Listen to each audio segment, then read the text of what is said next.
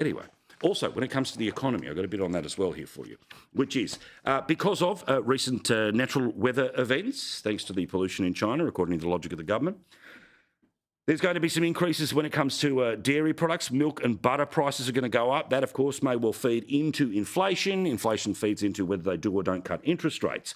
There was some inflation numbers last week I didn't get a chance to mention before I had a long weekend. Thank you again to Caleb for filling in. Well, yes, 2.4%, great. That's between 2 and 3. That means hunky-dory economy fixed, right? Not quite. Tobacco in the month of April, up 12%.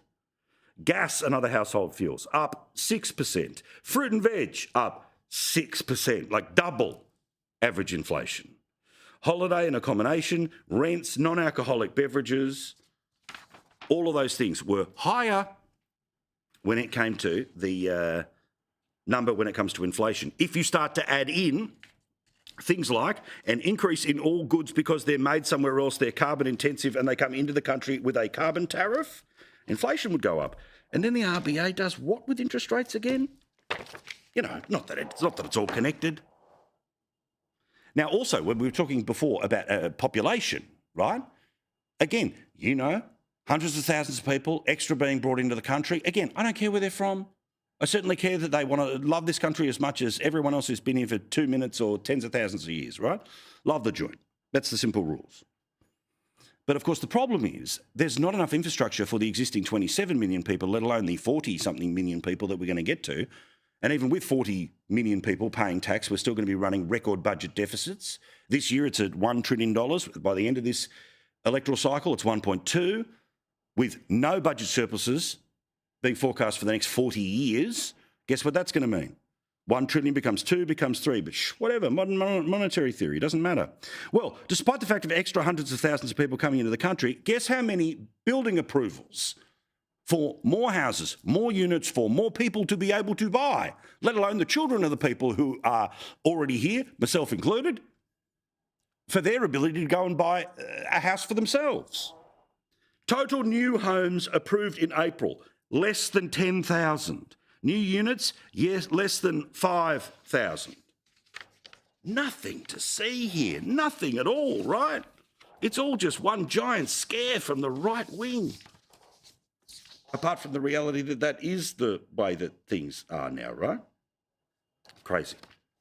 Also, we're talking about here too, is there is a big issue for workers all over the place, and it is AI.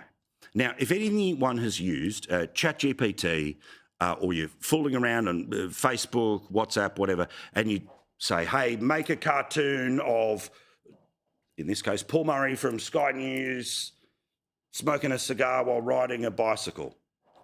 Feel free. Have a look what happens. It'll take a couple of seconds, and this thing looks like something that somebody took a whole day to make can be made in like 5 seconds. The power of this is unbelievable. But the reality is that if you are, and I've got mates that are doing this now, they are experimenting with ChatGPT in particular, where there are people who are able to ask it legal questions and it'll quickly spit back a legal answer. Had a great conversation with a mate a couple of days ago who was talking about their small business and tax, and basically was just talking to a computer, and it was giving them the advice of an accountant or a financial planner. Now, obviously, that just arms you as a consumer in the same way that, you know, decades ago, you may have had no idea what you're doing when it comes to buying a car, because you couldn't compare what the cost of the Toyota Camry was at this dealership versus the one on the other side of town, let alone the one on the other side of the country. And then, of course, through things like carsales.com.au, your ability to go, yeah, okay, like a 95 Subaru is worth this much. I want to get a Jeep Wrangler from a couple of years. You're basically able to work out what the market is. Well, AI is able to fit into lots of these different areas. But there's no one on the other side. It's just computer talking to computer and more computers talking to more computers talking to more computers, where the level of information is lightning fast. And we are seeing all sorts of industries that are, the polite term is disrupted, but the reality is lots of people losing their jobs.